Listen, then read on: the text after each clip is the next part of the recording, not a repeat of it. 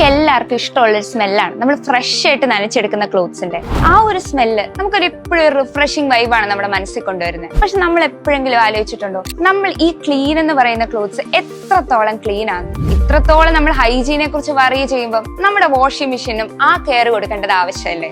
നിങ്ങൾ ഇപ്പൊ യൂസ് ചെയ്തുകൊണ്ടിരിക്കുന്നത് ഒരു സെമി ഓട്ടോമാറ്റിക് വാഷിംഗ് മെഷീൻ ആണോ? നിങ്ങൾ നോക്കുന്നത് ടോപ്പ് ലോഡ് വാഷിംഗ് മെഷീൻ ആണോ? എന്നാൽ ഞാൻ ഈ പറയുന്ന പ്രോഡക്റ്റിനെ കുറിച്ച് നിങ്ങൾ എന്തായാലും അറിഞ്ഞിരിക്കണം. Let me introduce you to the top load 306 series of higher.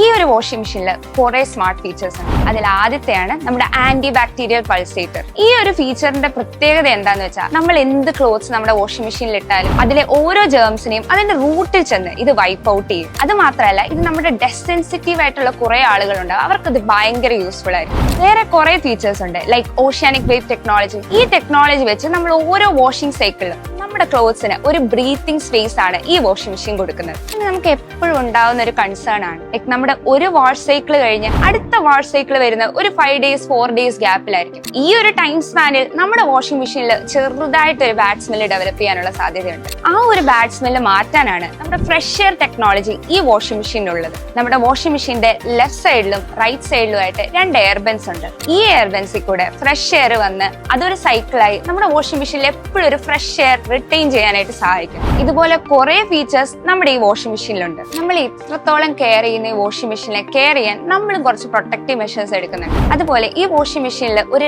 Rat guard base പ്ലേറ്റും ചൈൽഡ് ലോക്കും അവൈലബിൾ ആയിട്ടുണ്ട്. പിന്നെ നമ്മുടെ വാഷ് സൈക്കിളിലെ ഏറ്റവും വലിയ കൺസേൺ ആണ് നമ്മൾ വാഷ് ചെയ്തുകൊണ്ടിരിക്കുമ്പോൾ കറണ്ട് പോകുമോ എന്നുള്ളത്. ഇനി കറണ്ട് പോയാലും പ്രശ്നമില്ല, കറണ്ട് വരുമ്പോൾ ഇത് ഓട്ടോമാറ്റിക്കലി റീസ്റ്റാർട്ട് ആവും, ഡ്രൈ ചെയ്ത് പെട്ടെന്ന് നമ്മുടെ ക്ലോത്ത്സ് നമ്മുടെ കൈ കിട്ടുകയും ചെയ്യും. പിന്നെ വേറൊരു ഫീച്ചർ ആണ് നമ്മുടെ NZP ടെക്നോളജി. ഈ ഒരു ടെക്നോളജി വെച്ച് നമ്മുടെ വാട്ടർ പ്രഷർ ഇനി കുറഞ്ഞാലും നമ്മുടെ വാഷ് സൈക്കിളിനെ ഇത് അഫക്ട് ചെയ്യേയില്ല, വാഷ് സൈക്കിൾ കറക്റ്റ് ആയിട്ട് കംപ്ലീറ്റ് ആവുകയും ചെയ്യും. വാറന്റിയുടെ കാര്യത്തിൽ നോ കോംപ്രമൈസ്. നമുക്ക് ഈ പ്രോഡക്റ്റിന് ഒരു 2 year യൂണിറ്റ് വാറന്റിയും 10 year മോട്ടോർ വാറന്റിയും അവൈലബിൾ ആയിരിക്കും. പിന്നെ ഈ പ്രോഡക്റ്റ് സ്വന്തമാക്കാൻ നമുക്ക് 0 ഡൗൺ പേയ്മെന്റ്, 0 പ്രോസസിംഗ് ഫീൽ, ഒരു ഫിക്സഡ് EMI ഓപ്ഷനും അവൈലബിൾ ആയിരിക്കും.